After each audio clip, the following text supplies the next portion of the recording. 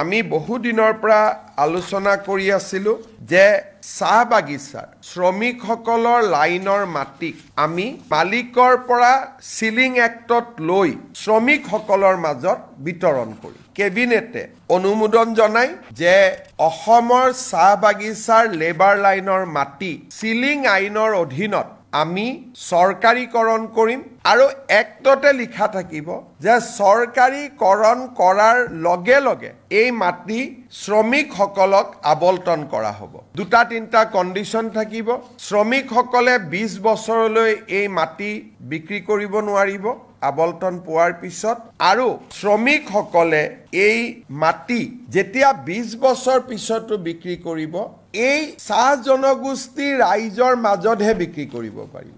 Outside T গাৰ্ডেনৰ যি শ্ৰমিক তেওঁলোকক বিক্ৰী কৰিব নোৱাৰিব, যাতে লেবাৰ লাইনবোৰ সুৰক্ষিত হৈ থাকে।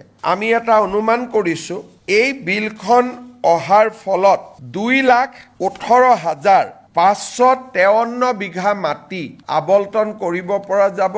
3,33,486টা পৰিয়াল এই সিদ্ধান্তৰ দ্বাৰা উপকৃত হ'ব।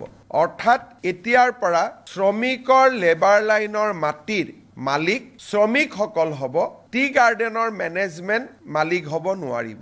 তেওঁলোকৰ পৰা আমি সিলিঙত মাটি লৈ ল'ম।